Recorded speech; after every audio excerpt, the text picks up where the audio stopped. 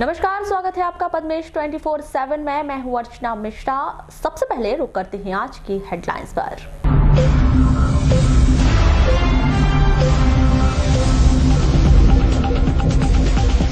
Malajkhand police ने विधायक संजय उइके को धमकी भरे पत्र भेजने के मामले में अज्ञात नक्सलियों के खिलाफ दर्ज किया मामला। पत्र के माध्यम से मांगे गए थे 12 लाख।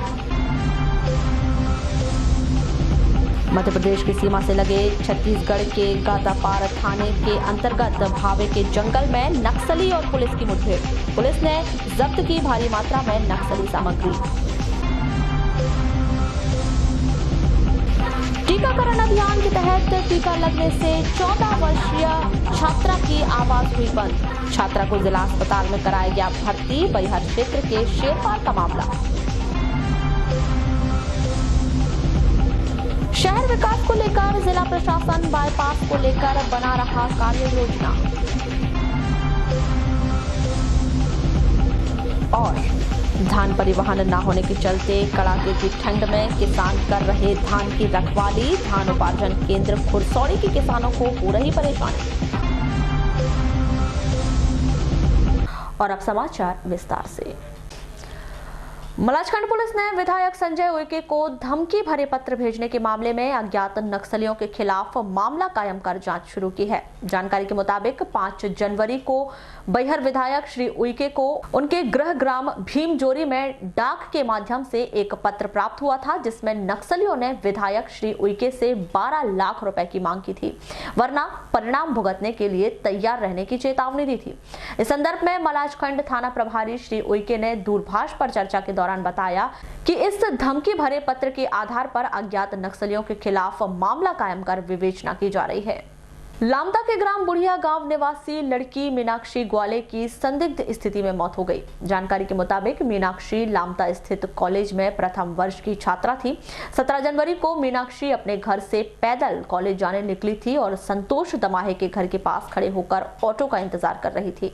तभी अचानक वह चक्कर खाकर गिर पड़ी, जिससे 108 एम्बुलेंस की मदद से लामता हॉस्पिटल लाया गया, जहां उसे मृत घोषित कर दिया गया। मध्य प्रदेश छत्तीसगढ़ सीमा में नक्सली वारदात थमने का नाम नहीं ले रही है और आए दिन इस सीमा में नक्सली गतिविधियां लगातार देखी जा रही हैं, जिसे देखते हुए मध्य प्रदेश छत्तीसगढ़ पुलिस द्वारा संयुक्त रूप से सर्चिंग अभियान चलाया जा रहा है। इसी बीच शुक्रवार सुबह 10 बजे के आसपास मध्य प्रदेश की सीमा से लगे भावे के जंगलों में नक्सलियों और पुलिस के बीच जबरदस्त मुठभेड़ हुई। हालांकि इस मुठभेड़ में किसी के मारे जाने या हताहत होने की कोई जानकारी नहीं है, लेकिन पुलिस नक्सलियों के कैंप को ध्वस्त कर नक्सलियों के एनकाउंटर की भारी सामग्री जब्त की है और सर्चिंग तेज कर दी गई है। प्राप्त जानकारी के मुताबिक मध्य प्रदेश की सीमा से लगे छत्तीसगढ़ के थाना गातापारा के अंतर्गत आने वाले जंगल में Balaghat hawk force, central force, PTBP की और छत्तीसगढ़ पुलिस द्वारा संयुक्त रूप से सर्चिंग की जा रही थी। उसी दौरान सुबह करीब 10 बजे पुलिस और नक्सलियों का आमना सामना हुआ। पुलिस और नक्सलियों के बीच मुठभेड़ शुरू हो गई। इस मुठभेड़ में पुलिस को हावी होता देख नक्सली अपना कैंप छोड़कर भाग खड़े हुए। पुलिस जवानों द्वारा नक्सलियों का पीछा किया गया, लेकिन वे भागने में कामयाब हो गए, जिसके बाद पुलिस ने नक्सलियों के कैंप से प्रिंटर, खाने पीने की सामग्रियां, solar charger, cooker bomb, wire सहित भारी मात्रा में विस्फोटक सामग्रियां जब्त की हैं। इस पूरे मामले में दूरभाष पर की गई चर्चा के दौरान नवागत एसपी अभिषेक तिवारी ने घटना की पुष्टि करते हुए भारी मात्रा में विस्फोटक सामग्री जब्त करने और सीमावर्ती क्षेत्रों में सघन चेकिंग अभियान को और भी अधिक तेज किए जाने की जानकारी दी है।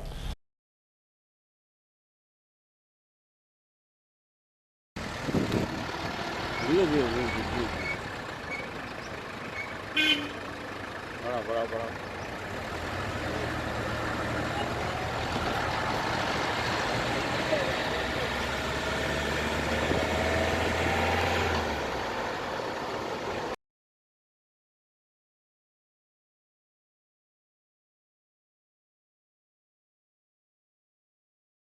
स्वास्थ्य विभाग द्वारा इन दिनों खसरा एवं रूबेला की बीमारी से बचाने टीकाकरण अभियान चलाया जा रहा है, जिसके तहत सरकारी अस्पतालों में स्वास्थ्य केंद्रों के साथ साथ स्कूलों में भी टीमें भेजी जा रही है। ग्राम शेरपार निवासी रामप्रसाद सोनेवानी की बेटी, जिसे 16 जनवरी को स्कूल में मीजल्स रूबेला का टीका लगाया गया था, जिसके चलते उसकी बोलने की शक्ति पर प्रभाव पड़ा है और वह ठीक से बोल नहीं पा रही है। बच्ची के पिता का कहना है कि उसकी बच्ची ग्राम आमगांव के स्कूल में कक्षा 8वीं में पढ़ती है, जहां परसों उसे टीका लगाया गया था, जिसके बाद उसने बोलना बंद कर दिया है और लिखकर ही बातों का जवाब देती है, जिससे पहले 108 के माध्यम से बैयर अस्पताल में भर्ती कराया गया। उसके बाद जिला चिकित्सालय रेफर कर दिया गया। मेरी बच्ची को टीका लगाया सर परसों के दिन, और कल 2 बजे वो अचानक स्कूल में चक्कर आ गया उसको, तो सर लोगों ने ही बैयर हॉस्पिटल में 108 को बुला करके भर्ती कर दिए। मैं कहीं गया हुआ था काम में, फिर मेरे को बाद में पता चला, फिर मैं सीधा बैयर अस्पताल गया, काम से घर भी नहीं गया, और जा कर के देखा तो बच्ची वैसी थी, बॉटल लगा हुआ था। फिर 2, 3, 5 बजे तक रखे वहाँ हॉस्पिटल में। उसके बाद फिर उनने बैयर अस्पताल वालों ने बालाघाट रिफ़र कर दिए। फिर हम यहाँ 8 बजे आए बालाघाट, और फिर यहाँ एडमिट कर दिए। अच्छा, क्या परेशानी आ रही बच्ची को? बच्ची को सर बोलने में तकलीफ है, बाकी इधर हाथ पैर सब सही है। तो डॉक्टरों से बोल नहीं पा रही है। डॉक्टरों से बातचीत की आपने? डॉक्टर से तो बातचीत किया सर मैं। क्या कहते हैं डॉक्टर? डॉक्टर कहते हैं वो तक कुछ नहीं बोले, ठीक हो जाएगी कहते हैं। अच्छा, ये क्या स्कूल में लगाया गया था टीका या? स्कूल में लगाया गया था सर, पर वो टीका लगने के जस्ट बाद ही ऐसा हुआ, तो मेरे अनुमान से ऐसा लगता है टीका करना हो। तो क्या बच्ची ने बताई थी क्या मुझे प्रॉब्लम आ रही टीका लगने के बाद? वो लिख के बताती है सर, लिख के बताती जी। अभी वहीं बच्ची का उपचार कर रहे डॉक्टर अजय जैन का कहना है कि टीका लगने के बाद बच्ची घबरा गई है, उसके बाकी अंग सही काम कर रहे हैं, कोई चिंता वाली बात नहीं है। 2-3 दिनों में वह ठीक हो जाएगी। सर, एक ये शेरपार का केस आया, टीका लगने के बाद बच्ची की आवाज़ जाने का मामला है, क्या है? देखिए, ये जो बच्ची है ये 14-15 साल की बच्ची है, और इसको टीका लगाया गया है टीम के द्वारा।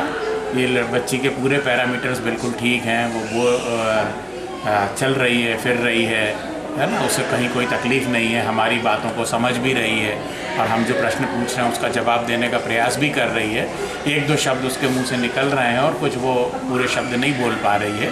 संभवतः वो घबरा गई है बच्ची, और हम उस विशेषज्ञों की देखरेख में उसकी जांच कर रहे हैं और सारे इन्वेस्टिगेशन करके देखेंगे।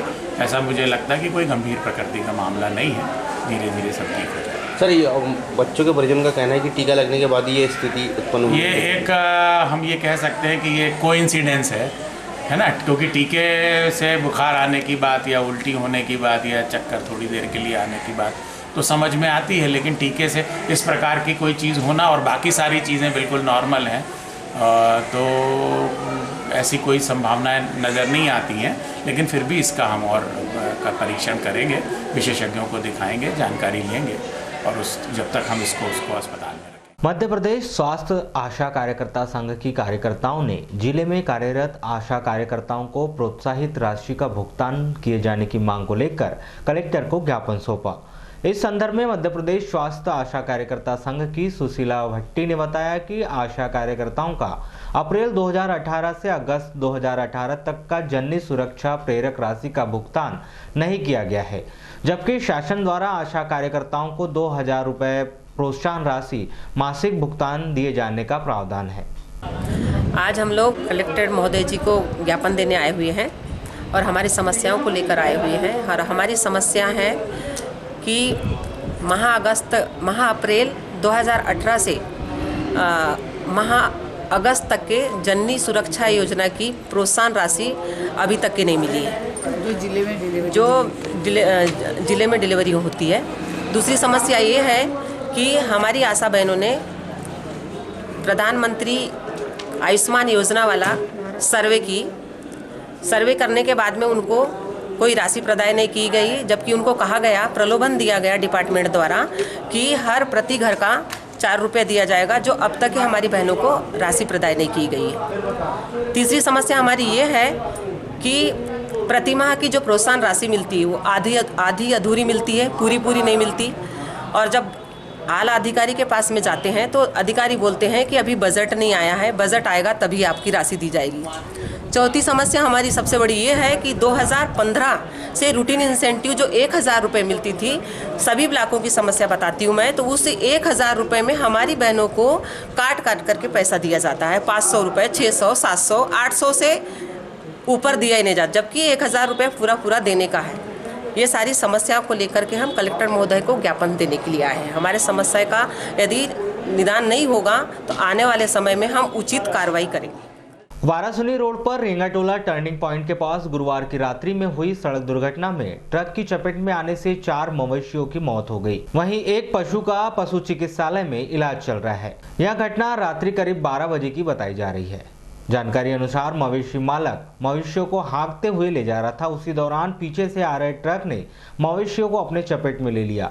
घटना की जानकारी देते हुए स्थानीय निवासी वैभव बिसेन ने बताया कि दुर्घटना के बाद ग्रामीण घटनास्थल पर पहुंचे और ट्रक में फंसे मवेशियों को निकालकर पशु चिकित्सालय पहुंचाया गया। इस दौरान पुलिस भी मौके पर पहुंच गई। पुलिस के द्वारा ट्रक ड्राइवर को हिरासत में लेकर आवश्यक कार्रवाई की गई। 12 बजे की बात है लगभग। मैं अपने कार्यकर्ताओं के साथ अपने कार्यालय के सामने खड़ा था, वार्ड नंबर 12 में अवंतीबाई चौक पे ही। उतने में वहाँ से कुछ जानवर मतलब गुजर रहे थे। 2-3 लोग उनको हाँकते हुए लेके जा रहे थे। करीब 40-50 जानवर थे। शायद कहीं बाज़ार से आ रहे थे, लालबरा बाज़ार से लौट रहे थे। उतने में एक डंपर, रेत से भरा हुआ डंपर अनियंत्रित होकर के आया। बहुत स्पीड में था वो, और मतलब उसने ना ब्रेक मारा ना कुछ, सीधे जानवरों को रौंद डाला। और उसके ट्रक के नीचे 4 जानवर फंसे। तो हम लोग दौड़े, मैं और मेरे कार्यकर्ता दौड़े, तो उसमें उसको पकड़ा हमने और पुलिस को बुलवाया। उसके बाद में कुछ जानवर जो ट्रकों के अंदर फंसे, ट्रक के अंदर फंस गए थे, उनको निकाले जी। और एक की तो स्पॉट पे डेथ हो गई थी, अब कुचला गया था पूरा बुरी तरीके से। दूसरे 2 जानवर भी कुचला गए थे, तो उनको ट्रैक्टर में हमने उठा करके डाल के तुरंत रात में जिला चिकित्सालय, जो पशु चिकित्सालय, वहाँ ले गए। और तकरीबन 4-5 बजे तक, रात तक यही सब, सुबह होते तक यही सब चलता रहा। अच्छा, तो पुलिस ने क्या डंपर चालक को गिरफ्तार कर लिया? तुरंत पुलिस ने तुरंत एक्शन लिया। वाराणसी टीआई और महेंद्र सिंह ठाकुर साहब जो अपने बालाघाट टीआई तुरंत मौके पे पहुंच गए थे और बहुत अच्छा सहयोग किया। पुलिस विभाग ने पूरी मदद की उन लोगों ने। और रात में चिकित्सालय भी खुलवाया, चिकित्सक को लेकर के आए इलाज करवाने के लिए। और उनको लेकर के मतलब एक मानवता के नाते पुलिस ने करना चाहिए, जो बिहेवियर होना चाहिए वो बहुत अच्छा बिहेवियर था। शासन के द्वारा किसानों की धान को समर्थन मूल्य पर खरीदने का कार्य अनवरत जारी है। धान खरीदने का कार्य अंतिम दौर में है, जिसके चलते बड़ी मात्रा में धान उपार्जन केंद्रों में पहुंच रही है। धान की बढ़ती आवक की तुलना में खरीदी केंद्रों में बेहतर व्यवस्था न होने के कारण किसानों को परेशान होना पड़ रहा है। इस कड़ाके की ठंड में किसानों को खरीदी केंद्र में रहकर धान को जागना पड़ रहा है। पद्मेश न्यूज की टीम ने गुरुवार की रात्रि में कृषि उपज मंडी गोंगली के परिसर में जाकर देखा तो वहां पाया कि ठंड का सामना करते हुए किसान अपने धान की रखवाली कर रहे हैं। आलम यह है कि किसानों को जहां जगह मिल रही है वहीं वे आराम कर रहे हैं। वहीं बालाघाट के केंद्रों में व्यवस्थाएं बेहतर है, वहीं खुरसोड़ी खरीदी केंद्र अव्यवस्थित है, जिससे किसान परेशान हो रहे हैं। किसानों ने बताया कि धान खरीदी नहीं होने के कारण उन्हें कड़ाके की ठंड में बाहर रात बिताना पड़ रहा है। वहीं खरीदी केंद्रों में भोजन पानी की व्यवस्था भी नहीं है। खुरसोड़ी केंद्र में चीजगांव, खैरगांव, नेत्रा, कोकाडीबर आदि ग्रामों के किसान रत जगह कर रहे हैं।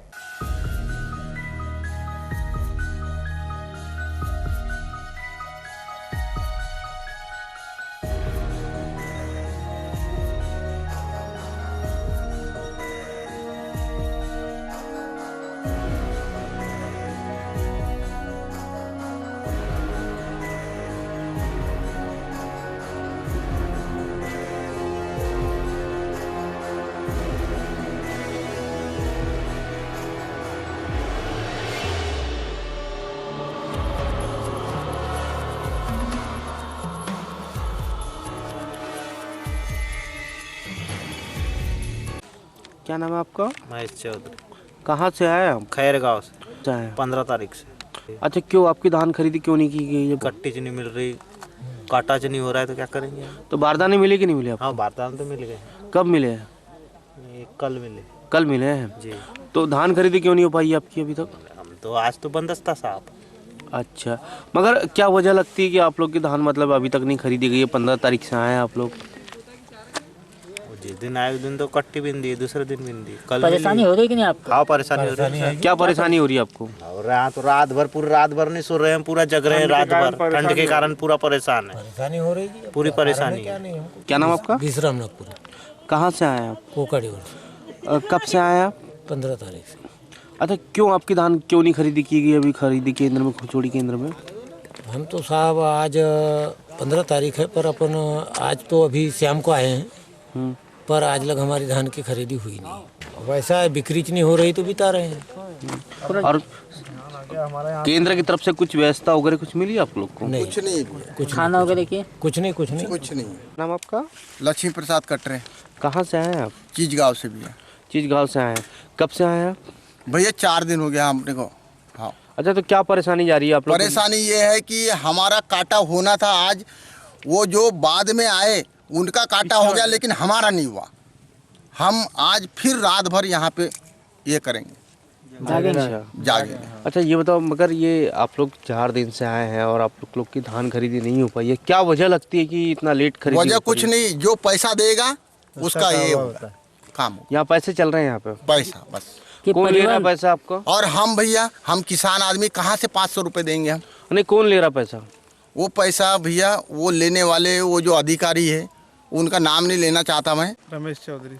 कहाँ से है चौधरी? खैरिया। और यहाँ थोड़ी सी क्या है, जैसे यहाँ माल जैसे ज़्यादा आने की व्यवस्था कम है, मतलब काम हम लोग की व्यवस्था कम है। नहीं, मेन समस्या क्या लग रही है आपको? जैसे आप लोग मेन काटे की धान की, जैसे धान भरवा लेते हैं, उसके बाद काटा थोड़े धीरे से करते हैं।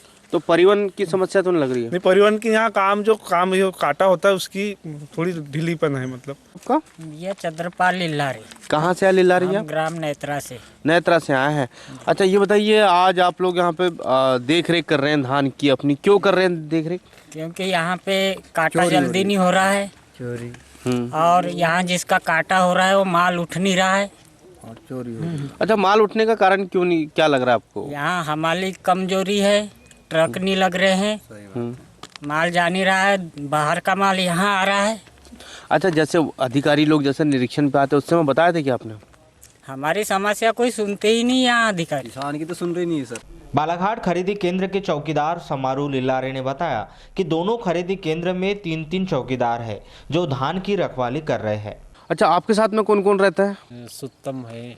नहीं, सुत्तम, ये कौन है? ये सब ये 3 चौकीदार हैं। 3 चौकीदार हैं।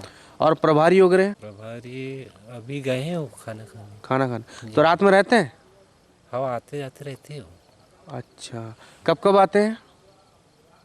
तो कोई टाइम नहीं है। टाइम नहीं है, मतलब सुबह ही आते हैं? और रात में कभी भी आ जाते हैं, और सवेरे तो आती है। अच्छा, जैसे इतनी सारी धान जो रखी है किसानों की, पूरी जवाबदारी का काम है, कैसे करते हैं फिर रखवाली आप? हम जागते रहते, 3 तरफ रहते, तीनों जने। जागते रहते हो? हाँ, जागते रहते। इतनी ठंडी में आपको जागना पड़ा? हाँ, तो बिस्तर ऐसा ओढ़ लेते हैं, चादर वगैरह। अच्छा, ये बताए, खुले आसमान में धान रखी है, क्या वजह लगती है आपको पूरी? परिवहन के कारण रुकी भैया। किसानों को हो रही समस्या की जानकारी लगने पर शहर कांग्रेस कमेटी के अध्यक्ष श्याम पंजवानी ने कहा कि किसानों के कारण ही कांग्रेस सरकार सत्ता में आई है।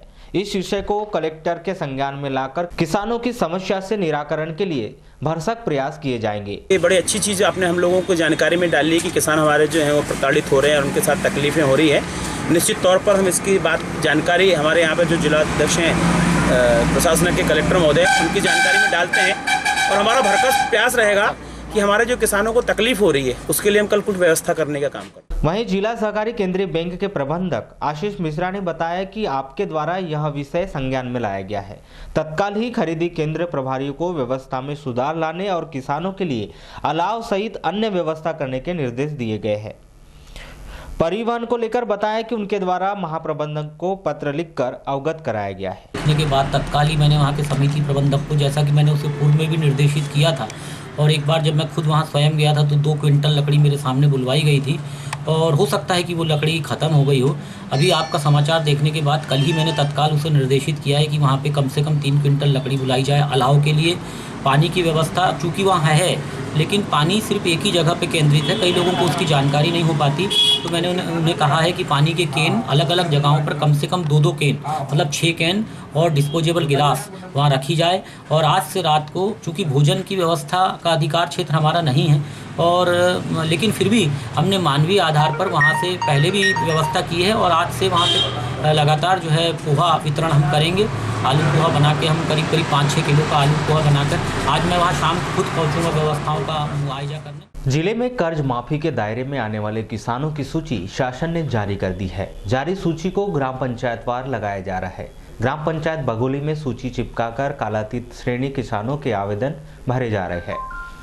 इस प्रक्रिया के चलते एक ओर जहां किसानों के चेहरे पर खुशी की लहर है, वहीं दूसरी ओर 1 अप्रैल 2018 की तिथि में नए श्रेणी के किसानों का कर्ज माफ नहीं होने से किसानों में प्रदेश सरकार के लिए नाराजगी देखी जा रही है। ग्राम बघोली के नए कर्जधारी किसानों ने कहा है कि मध्य प्रदेश शासन ने समस्त किसानों की कर्ज माफी की घोषणा की थी, इसलिए नए कर्जधारी किसानों का कर्ज भी माफ होना चाहिए।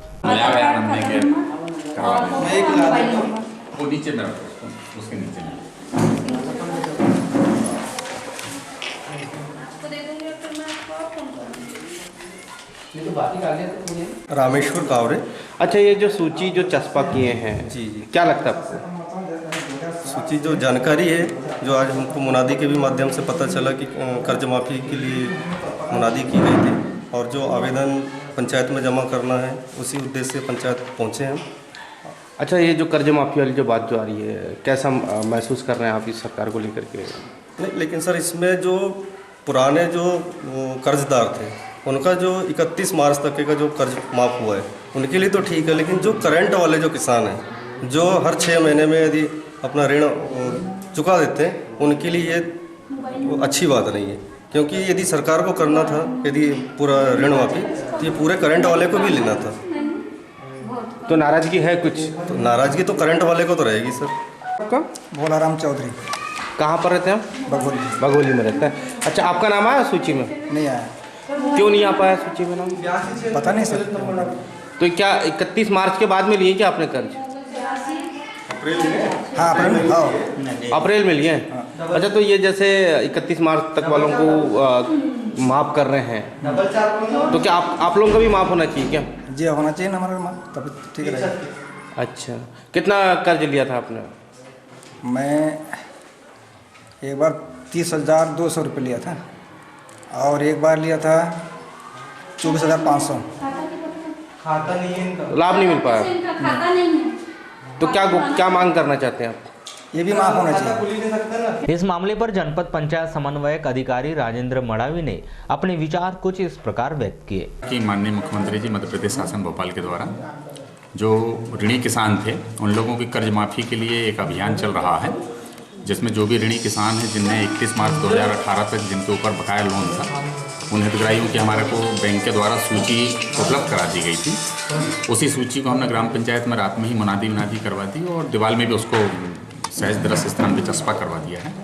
और अभी पूरे हमारे किसान भाई यहाँ आ रहे हैं, अपना नाम देख रहे हैं सूची में, और जो उनको ज़रूरी दस्तावेज जो लग रहे हैं ऋण माफ़ी के लिए विशेष करके उसमें लग रहा है उनको आधार कार्ड, बैंक की पासबुक, बस ये हम 2 चीज़ें उनसे ले रहे हैं और मोबाइल नंबर ले रहे हैं और उनके फार्म भर रहे हैं, उनके दस्तखत ले रहे हैं, उनको पावती भी तत्काल यहीं पे जारी करके। कब तक सीमा?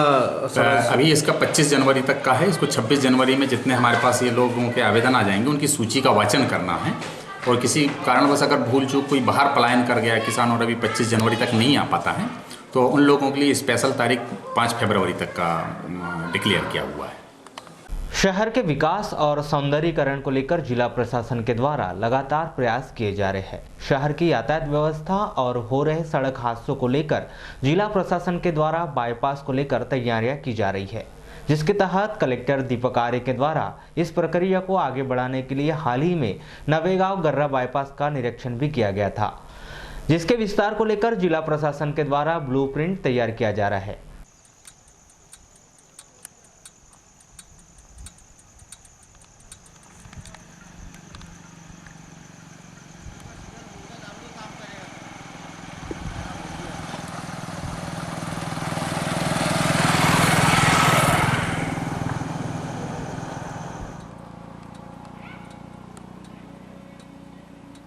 पद्मेश न्यूज से चर्चा के दौरान कलेक्टर दीपक आर्य ने बताया कि शहर के विकास को लेकर सतत प्रयास किए जा रहे हैं और यहां कोशिश की जा रही है कि शहर को एक बाईपास दिया जा सके।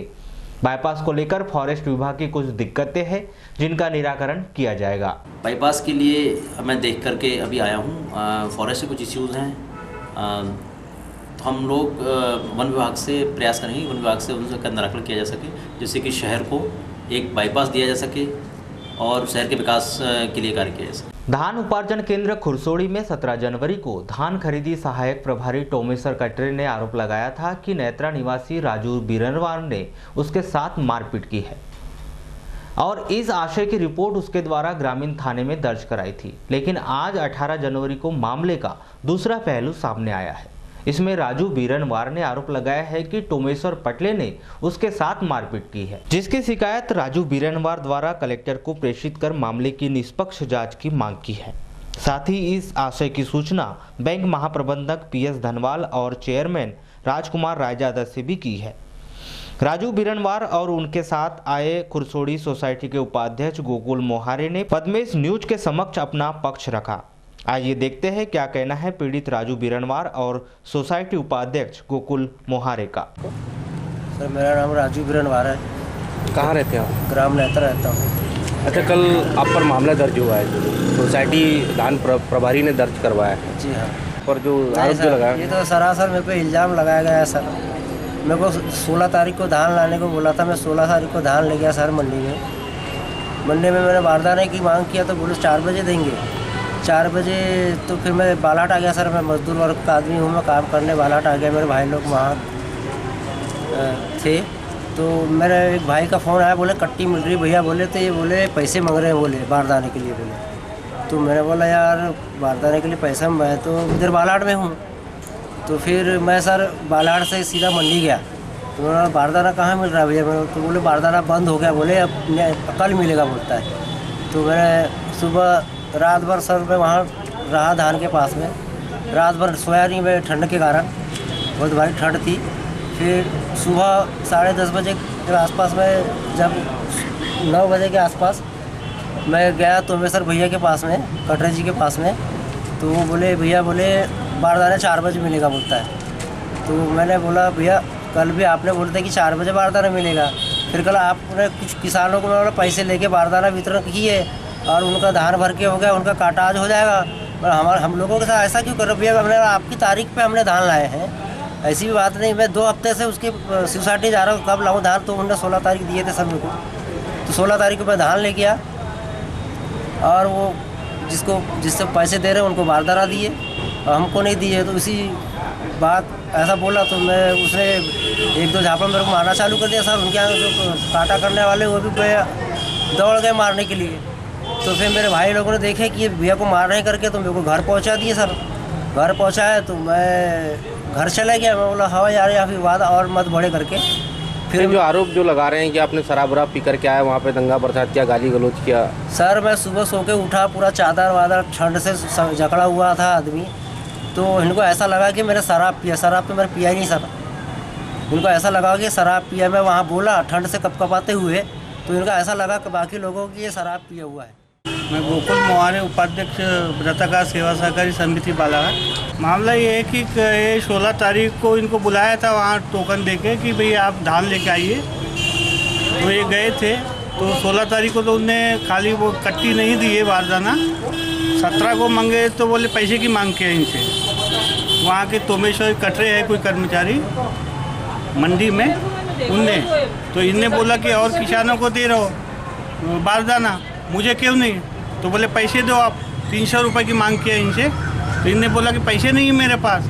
उसी बात पे से इनका विवाद हुआ और उसके बाद वहाँ अपन लोग तो थे नहीं। इनने जैसा बताया वैसा कल मेरे को फ़ोन आया इनका। तो मैंने वहाँ उसको गणराज प्रबंधक को फ़ोन लगाया, उनने बताया कि इनका रिपोर्ट कर दिया है। फिर मैंने इनको सूचना दिया कि ऐसी ऐसी बात हो गई। फिर ये आए आज और उसके बाद हमने शिकायत दी है। वहाँ पर बालाघाट सोसाइटी कहो या खुरसोड़ी कहो, मैं कल कोप्पे भी गया हुआ था, वहाँ भी देखा बड़ा अफरा तफरी है। जो पैसे देता है उसका धान पहले वहाँ भरते तवलते और काटा करके उसको भेज देते घर। तो क्या मांग करते हैं आप? मांग ये करते कि इस व्यवस्था को सुधारी जाए। महाप्रबंधक धनवाल जी को हम बोलना चाहते कि कर्मचारी ध्यान दे। ऐसे मुंह जबानी कई बार मैंने धनवाल जी को शिकायत किया हूँ फ़ोन पे, मगर वो ध्यान नहीं दे रहे हैं। अब क्यों नहीं दे रहे हैं ये नहीं पता मेरे को। आप ब्रांच मैनेजर को पूछो, अब ब्रांच मैनेजर बोलता है मैं क्या करूँगा, आप शाखा प्रबंधक को बोलो। हम ऐसे बोलने में टाल देते हूँ। नगर के मोती तालाब का जल दूषित हो चुका है, जिसके चलते पिछले 4-5 दिनों से रोजाना ही तालाब की मछलियां मर रही है। प्राप्त जानकारी के अनुसार अब तक करीब 5 क्विंटल मछली तालाब में ही मर चुकी है, जिसके चलते जहां एक ओर कहार मछुआ समिति को लाखों का नुकसान हो चुका है, तो वहीं दूसरी ओर तालाब परिसर में दुर्गंध बढ़ रही है। मोती तालाब का पानी दूषित होने की मुख्य वजह शहर का गंदा पानी नालियों के माध्यम से तालाब में आना बताया जा रहा है। तालाब के पानी को प्रदूषण से बचाने के लिए समिति द्वारा पोटेशियम परमैंगनेट IP क्रिस्टल का छिड़काव किया जा रहा है। बावजूद इसके भी मछलियों का मरना बदस्तूर जारी है। मामले के संदर्भ में की गई चर्चा के दौरान कहार मछुआ समिति के सदस्य अंशु बर्वे ने बताया कि दुग्ध डेयरी और शहर की गंदगी नालियों के माध्यम से मोती तालाब में आ रही है, जिसके चलते तालाब का पानी दूषित होने से तालाब की मछलियां मर रही है। ये वजह इसकी यह अपना चाहता का पानी आता गंदा पानी ना, इसकी वजह से मच्छी पूरा पानी खराब हो चुका है। कहाँ का पानी आता है? ये अपना ये पूरा चाहता का पानी आता है ना, पूरा ये बालाघाट जिले का बोला जाता है, पूरा पानी यही आता है। तालाब पूरा गंदा हो चुका है। हाँ, इसकी वजह से क्या पूरी मच्छी मर रही है। तो आप क्या कर रहे हैं इसके लिए?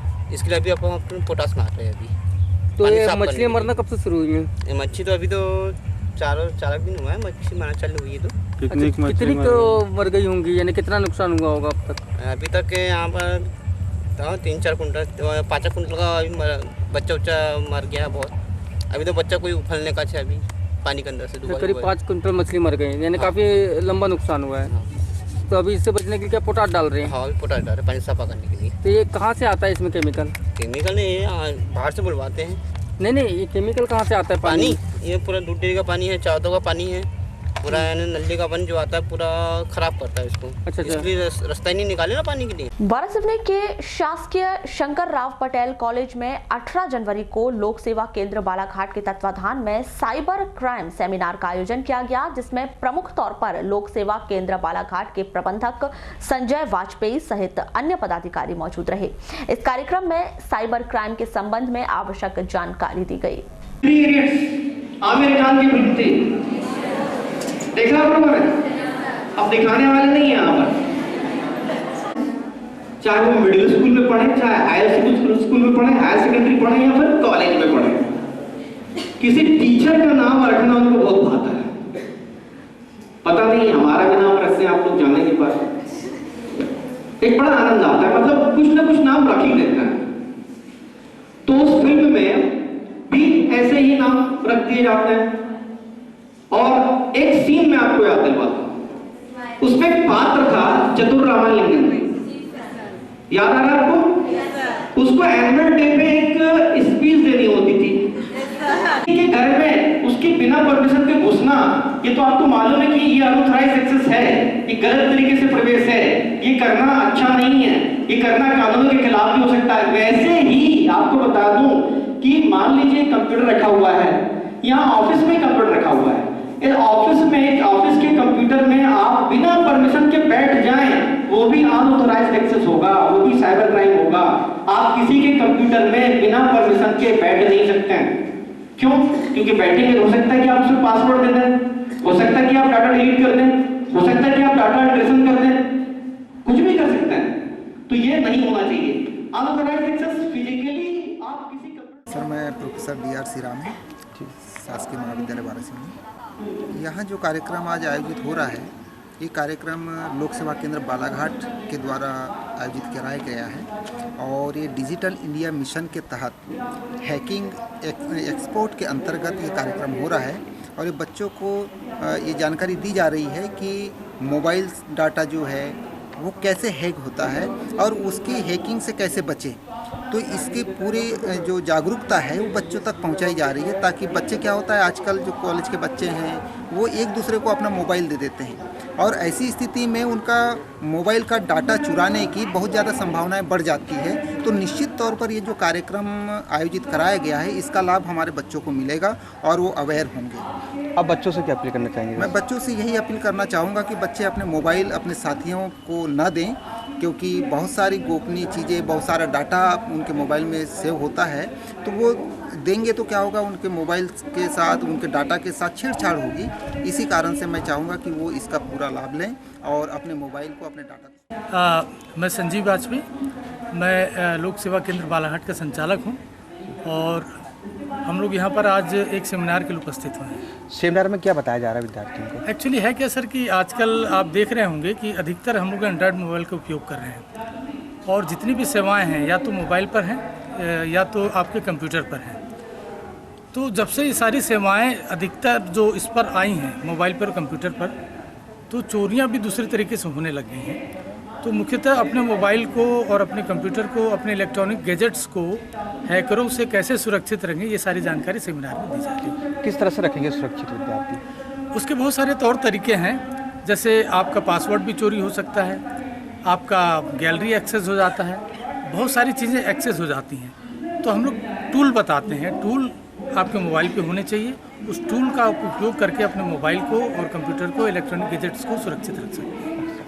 नहीं, ये हमारा लगभग 450 के ऊपर हम लोग सेमिनार कर चुके हैं और लगभग ये सेमिनार हम लोग पिछले 5 वर्षों से कर रहे हैं। इसकी शुरुआत बालाघाट के जो माननीय कलेक्टर थे पोरवाल साहब, उनके सानिध्य में शुरुआत हुई थी और ये सेमिनार लगातार 5 सालों से संचालित किया जा रहा है, पहले विद्यालयों में। पिपलेश्वर महादेव मंदिर समिति के तत्वाधान में नगर के पिपलेश्वर मंदिर में आयोजित मंदिर पुनर्स्थापना कार्यक्रम का शुक्रवार को समापन किया गया। इस अवसर पर विविध धार्मिक अनुष्ठान किए गए।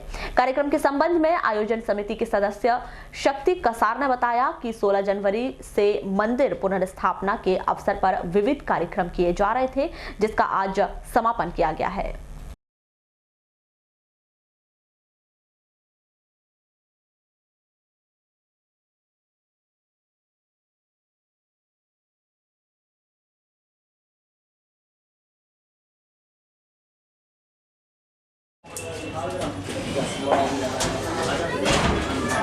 ये जो कार्यक्रम आज हुआ है, ये 3 दिन पूर्व से जो मंदिर था, मंदिर का निर्माण हुआ है और भगवान श्री भोलेनाथ जी की पुनर्स्थापना दिवस था और वही कार्यक्रम था। तो आज 3 दिन से लगातार पूजा हुई है।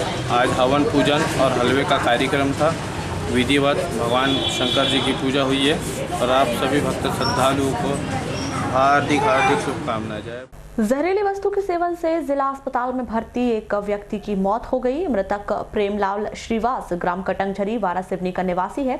जानकारी के मुताबिक 18 जनवरी को प्रेमलाल की अचानक तबीयत खराब हो गई और वह बेहोश हो गया, जिसे 108 एम्बुलेंस की मदद से वारासिवनी के हॉस्पिटल में भर्ती कराया गया, जहां से चिकित्सकों ने प्रेमलाल के द्वारा जहरीली वस्तु का सेवन करने की जानकारी दी, जहां से उसे जिला चिकित्सालय रेफर किया गया, जिसकी उपचार के दौरान मौत हो गई। लालबना क्षेत्र अंतर्गत ग्राम पंचायत निलजी निवासी 25 वर्षीय युवक सुनील खरोले 16 जनवरी की रात से लापता हो गया, जिसके बाद कटी टोला निलजी से होकर गुजरे बड़गुल नाले में उसका शव दफन किए जाने की सूचना मिलने पर पुलिस अमला सहित नायब तहसीलदार मौके पर पहुंचे, जहां खुदाई करने पर मवेशी का शव बरामद हुआ। इस संबंध में कृषक इंदल बिसेन ने बताया कि उसने इस जमीन पर बोदा का शव दफनाया है, लेकिन ग्रामीणों की संतुष्टि के लिए पुलिस द्वारा खुदाई करवाई गई। मैंने यहाँ खड़ा आपको मालूम होता है, हम बता रहे हैं आपको विश्वास। ये मट्टी तो ये जो रेत, ये जो मट्टी, जो गीली वाली मट्टी दिख रही है आपको, ये मट्टी कहेंगे अंदर की मट्टी है। उस साइड में फेंके थे हमने गीली मट्टी, वो मट्टी को ऊपर डालने वाली। हाँ, अंदर में कहना चाहिए ये वाली जो साइड की, वो वाली को पहले खींच दी और दूसरी वाली संक्रांत की बात है। संक्रांत के दिन 5 दिन हो गया। हाँ, संक्रांत के बस 1-2 दिन के अंतर की बात है। सोमवार अभी आज 19 तारीख है, 4 दिन।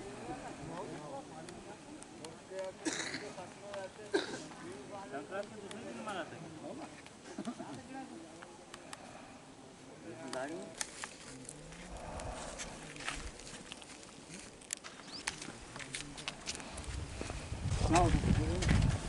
हेलो, दिलीप खरोले। कहाँ रहते हैं आप? नीलजी बस्ती। क्या घटना हुई है जिसकी रिपोर्ट आपने कराया? घटना तो रात के करीब 10 बजे की बात है। ये कब की? रात 16 तारीख की जी। 16 तारीख 10 बजे रात की बात है। मैं अपने घर गया था, पार्टी थी यहाँ, बारसा का काम था बस्ती में। किसके यहाँ? दुक्कल ठाकरे जी, दुक्कल ठाकरे के यहाँ उसके नाती का बारसा था गांव में। गांव में वहाँ वो पार्टी वाल्टी मना रहे थे। अब मैं चले गया घर। मैं वहाँ से कम आधा किलोमीटर दूर रहता हूँ जी। वहाँ से घर गया। घर जाने के बाद में मैंने कहा इनकी पार्टी वाल्टी हो रही। मैं नहर तरफ आया, मराई टोले के पुलिया के पास में आया। वहाँ देखा मैंने तो रोहित के गाड़ी के पीछे बैठ के जा रहा था। हमेशा आते जाते रहता उन्हीं के साथ में। कहीं दोस्त है उनके? हाँ, कहीं पे भी आना जाना रहा, कुछ भी रहा तो उसी के साथ में। उनको रात दिन 24 घंटा दोस्त भाई है, तो कभी भी आते या जाते रहते।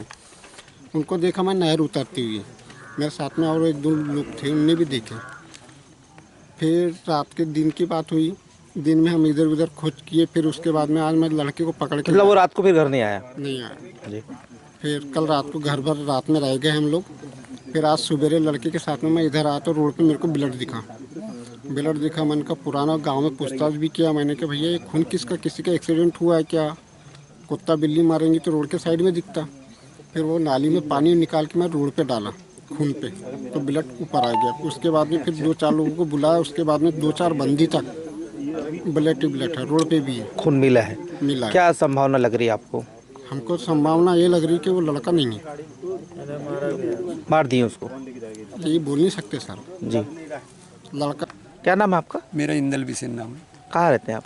कनारटोला, ये कटी टोला कनारटोला नीलजी में आता है? हाँ जी। क्या करते हैं आप? खेती बाड़ी। ये जो आज यहाँ पे मतलब पुलिस वाले भी आए और गांव के भी लोग आए हैं, जो मतलब युवक लापता है जी हाँ। उसके ढूंढने के लिए आए हैं। तो ये जो आप बता रहे हैं कि यहाँ पे आपने जो है बोदा गाड़ा है, हाँ। कब की घटना है ये 4 दिन हो गया। अब वो बालक नहीं है, मेरा बालक गांव गया है जी। वो वैसे ध्यान, अब उसके ध्यान में होगा कि दिन कौन दिन था ऐसा, पर ये संक्रांत के 1-2 दिन की इस बीच की बात है। ये हमने बंटी दी है। तो आप नहीं ला करके? जी हाँ। खरोले परिवार से सुबह 8 बजे जानकारी दी गई कि हमारा बालक गुम हो चुका है 2 दिन पहले। और मैंने उनसे सवाल किया कि आपने थाने में रिपोर्ट दी गुमशुदा या नहीं। उन्होंने कहा कि हमने रिपोर्ट दी है उनको जानकारी के लिए। तब उस समय मैं मेरे गाँव आया और रिटर्न में लोग घूम रहे थे इधर पे, तो उनके साथ मैं भी रहा कि आप क्यों घूम रहे हो। उन्होंने कहा कि ये उनके धब्बे समझ में आ रहे हैं हमें, तो उनके साथ मैं रहा। देखे आपने पूरा? हाँ, उनके साथ घूमा मैं। और मैं शासन से ही मांग करूंगा कि उसकी उचित जांच की जावे। जैसा खेत में जगह जगह पे मिल रहे हैं खून के निशान, उससे हाँ। क्या संभावना लग रही है? कोई पशु के हैं कि क्या ये लग? तो कुछ नहीं कहा जा सकता।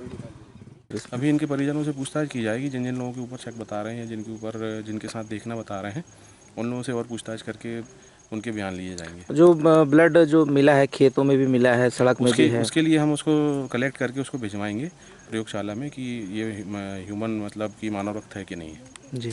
तो ऐसी संभावना है कि युवक की मृत्यु हुई है, ऐसा कुछ? ऐसा अभी पूरा मामला जांच में है। अभी जब तक कुछ कहा नहीं जा सकता है, जब तक कोई फाइनल कंक्लूजन पे ना। अभी क्या मतलब? अभी मामला गुमिंसान पे रख के इसकी जांच जारी है। तहसीलदार वारासिवनी लवीना घाघरे। जी। किस प्रकरण में यहाँ पर आए थे आप? ये 2 दिन से कोई अज्ञात युवक है सुनील खरोले नाम से। उनका मुझे सूचना मिली कि यहाँ पे तहसीलदार अनुपस्थित थे और यहाँ गाँव वालों को शक था कि ये यहाँ पे बॉडी गड़ी हुई है उसकी जी। तो उसकी निकालने के लिए मैं आई हूँ। जी। क्या पाया फिर आप लोगों ने? यहाँ पे भैंस का छोटा बच्चा गड़ा हुआ है। जो व्यक्ति ने गाड़ा हुआ है वो यहीं पे है मौजूद। उसने बताया कि उसके बेटे और उसने मिलके उसकी मृत्यु हो गई थी 2-3 दिन पहले, तो उसने गाड़ा। जी। तो अब इसमें आगे और कुछ कार्रवाई हो रही है? नहीं, इसमें पंचनामा बना देंगे हम और इनके परिवार वाले संतुष्ट है इस कार्यवाही से कि यहाँ पे कोई युवक की लाश नहीं है करके। श्री राम राज्य सेवा समिति के द्वारा शुक्रवार को भटेरा के वार्ड नंबर 19 और 20 से भव्य चुनरी यात्रा निकाली गई। यह चुनरी यात्रा नगर के प्रमुख मार्गों का भ्रमण करते हुए वारासिवनी रोड स्थित मां कालीपाठ मंदिर में संपन्न हुई, जहां धार्मिक आस्था के साथ चुनरी अर्पित की गई। इस कार्यक्रम के संबंध में समिति के सदस्य अक्षय ठाकरे ने बताया कि समिति के द्वारा हर साल धूमधाम के साथ चुनरी यात्रा निकाली जाती है, जिसमें श्रद्धालु जन बढ़ चढ़कर हिस्सा लेकर इस आयोजन को सफल बनाते हैं। वहीं इस अवसर पर महाप्रसाद का वितरण भी किया गया।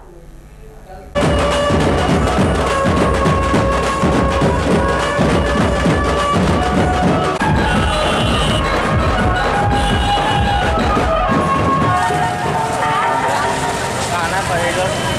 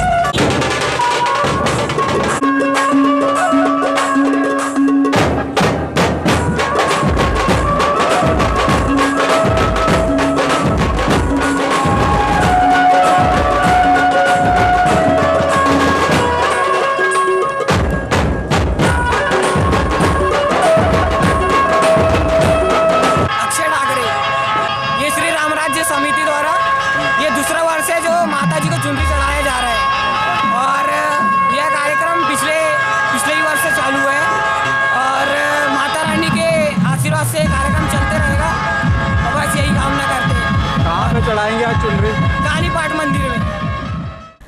राज्य शासन के द्वारा भारतीय पुलिस सेवा के अधिकारियों की नई पदस्थापना की गई है, जिसके तहत उप पुलिस महानिरीक्षक बालाघाट रेंज बालाघाट इरशाद वली की पदस्थापना उप पुलिस महानिरीक्षक भोपाल अर्बन की गई है। इस संदर्भ में दूरभाष पर चर्चा के दौरान बालाघाट पुलिस अधीक्षक अभिषेक तिवारी ने जानकारी देते हुए बताया कि राज्य शासन के निर्देशों के तहत इरशाद वली उप पुलिस महानिरीक्षक बालाघाट रेंज बालाघाट की नवीन पदस्थापना उप पुलिस महानिरीक्षक भोपाल अर्बन की गई है। वहीं बालाघाट में यह पद वर्तमान में रिक्त है। मॉल नगरी भरवेली में खेले जा रहे ऑल इंडिया फुटबॉल टूर्नामेंट के तहत आज 18 जनवरी को 2 मैच महिला टीम और 2 मैच पुरुष टीम के बीच सेमीफाइनल खेले गए, जिसमें महिला टीम में पहला मैच हरदा और छिंदवाड़ा के बीच हुआ, जिसमें 2-0 से छिंदवाड़ा की टीम विजेता रही। वहीं महिला टीम का दूसरा मैच दुर्ग और मॉल नागपुर के बीच खेला गया, जिसमें 1-0 से दुर्ग की टीम विजेता रही। इसी तरह सेमीफाइनल मैच में पुरुषों की टीम में पहला सेमीफाइनल मैच नागपुर और सिकंदराबाद तेलंगाना की टीम के बीच खेला गया, जिसमें 2-0 से सिकंदराबाद की टीम विजेता रही।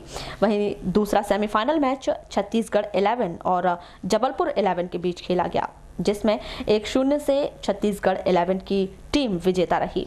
19 जनवरी को ऑल इंडिया फुटबॉल टूर्नामेंट के फाइनल मैच खेले जाएंगे, जिसमें महिला टीम में दुर्ग और छिंदवाड़ा के बीच मैच होगा। वहीं पुरुष टीम में सिकंदराबाद और छत्तीसगढ़ 11 के टीमों के बीच मैच होगा। सभी खेल प्रेमियों से इस अवसर पर उपस्थिति की अपील मॉल प्रबंधन ने की है।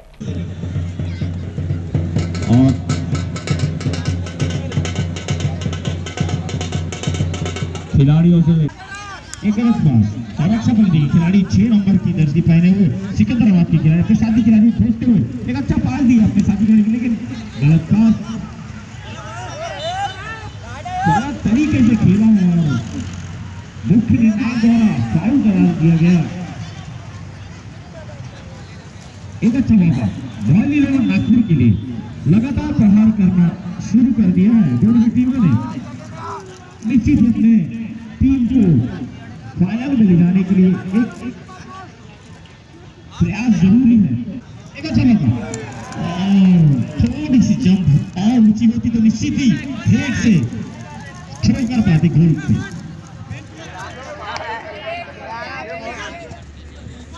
बुलेटिन के अंत में एक बार फिर नजर डालते हैं आज की हेडलाइंस पर।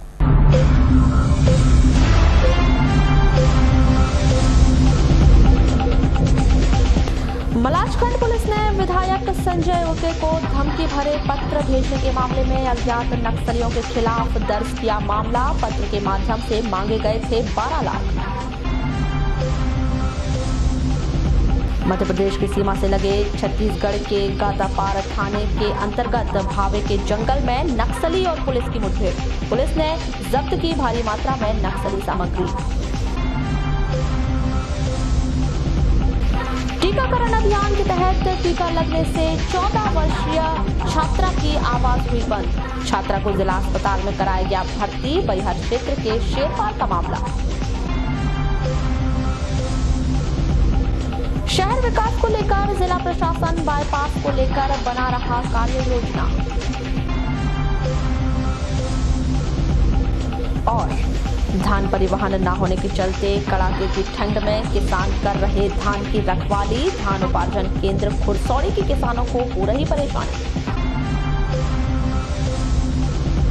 तो ये थी अब तक की खास खबरें। अगली न्यूज बुलेटिन के साथ फिर मुलाकात होगी, तब तक के लिए नमस्कार।